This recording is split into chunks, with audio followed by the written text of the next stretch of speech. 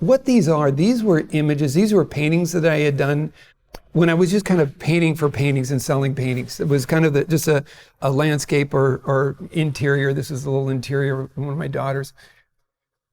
Then there's the next one that has four buildings on it. And this was kind of a turning point for me because I was doing landscape paintings prior to getting involved in film. And I was painting with the Plein Air Painters of America. And one time I went to a show. It was a painting event, and we went out and painted. And it was interesting. I set up to do a painting. I saw something I wanted to paint, and I got set up to do it. As I'm setting up, one of the other artists came by and said, "You can't paint that." And I thought, why? I said, "Why can't I paint this?" They said, "Well, so-and-so, one of the other artists already painted that. That's their view."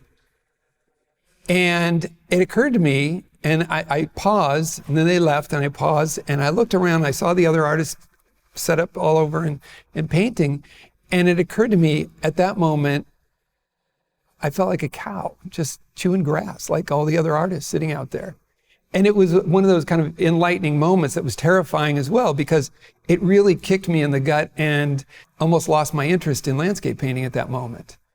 And the reason was because I realized that for some of the artists, they were only looking at the depiction of what was in front of them. To them, that was what needed to get done in a style that was acceptable. What that image was, or what it meant, or the story it was telling, there didn't have to be a story. There didn't have to be any more than just the representation of that one thing. And I got involved in film, and I was working up at ILM on a film, and we had a little bit of a break one afternoon, so I went over to the exhibition and painted the second image up here.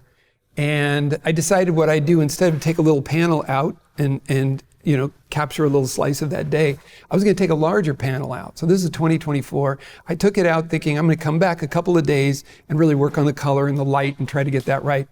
And so I went out, set up, spent about 40 minutes, worked on it, light changed, cleaned up, started packing up, went back to the car, turned around, and I saw the third image up there. Okay? And when I saw that, I thought, wow, the color's more saturated, it's a little different, the lighting's different. It had a different mood, so I thought, I'm gonna come back tomorrow and bring two panels, work on the first one, and then I'm gonna pull and work on the second.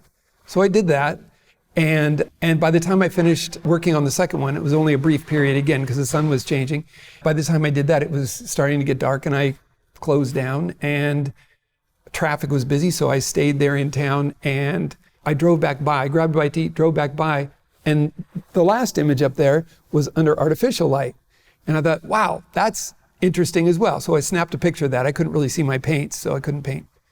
And so I went back into my studio and I finished those off thinking, okay, well, what is it that really makes the change of lighting and stuff? And that was a focus on lighting. And these were all series of lighting stuff. And then what I did was I backed into the foggy painting, the first one. So, I was looking at, in the first painting, the flat shapes, there's a little less variety of hue, and they're all cooler, the values are a little bit closer, and they silhouette a little bit more flatly. The second one had a little bit more difference, because there was a bit more of a direction of light, so there was a bit of a rim light on some of these elements, but still, in that early midday, it didn't have the dynamic warmth that the third image had. Okay, sun was getting lower in the sky and it was shooting across and stuff. So this was just an exploration of light and lighting and how that would work. Because again, like I said, I started to kind of lose interest in just depicting a scene, going out and doing a landscape painting, here's a little pretty picture. It wasn't that engaging to me anymore, so it was difficult. That being the case, I started looking at, how I would, I was working at the studios at that time. And so I started at Disney working in the layout department, and I was blocking scenes, designing locations and blocking scenes. And the way that I kind of looked at it is that the images that you create, when you're doing a movie, you're basically designing all of these images, whether one's like a long camera move, maybe there's something that might do something like this or whatever. Anyway, this series of images all along has to be a complete sentence, okay? And what occurred to me is you have this whole sentence, this whole statement that has to be said, and if you just started reading down that sentence, now this isn't the script, it's not a treatment. What it is, and what I would call it, would be more of a storybook kind of an approach, where what I would do is I would ask the director to tell me the story, right? From the treatment, what I would ask them to do is just tell me the story, pitch the story, and tell it like you're reading a children's book to your son or daughter. And when they did that, I would listen to their voice going up and down, okay? I'd listen to the change in their inflection in their voice, and that's where I knew they wanted an emphasis on one element or one image or another, okay? Those, to them, those are the key moments, okay? So if they brought their voice down low and stuff and it was some kind of a character, I knew that that was some element or something was going to provoke this to be more of a focused kind of an area, okay? And vice versa. So I'd listen for their inflection in their voice, and that's how I'd create a tempo, okay? But then if I just took and wrote down the words that they said and then drew a line in between, as soon as those words made a complete image, I would just draw a line, just stop. And then go to the next number of words, whatever it was, that created a complete thought or a complete image, or I could get a complete image out of that. And I would, again, draw a line. And then the next complete image. And I'd make sure that I wasn't trying to say too much in one image, okay? Unless you know that there's a lot of acting that's going to take place in one scene, then it might be a bit longer. But usually it would just be just enough that would describe one image. And that was, the game really was depict an image that says that statement. Just that statement, just be clear with the statement.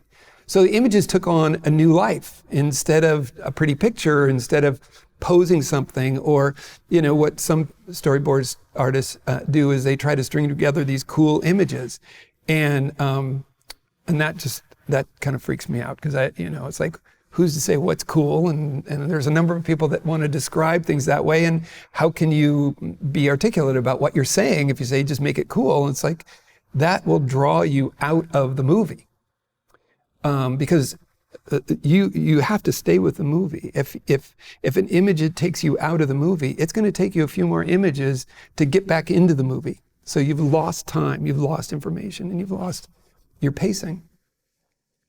So the storytelling of the images is very, very important, that each image along this little linear storyboard says something distinctly different than the others, so you aren't being redundant, and it's advancing your story.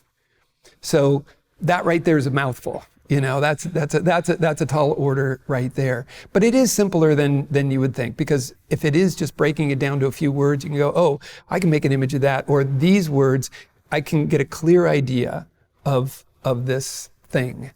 For instance, if it is a cup on the edge of the table, a cup on the table is not a cup on the edge of the table. A cup falling off the edge of a table is not a cup on the edge of the table. And so it's just be clear about the image, that you're putting down, and what is it saying, how's it describing things, and so on.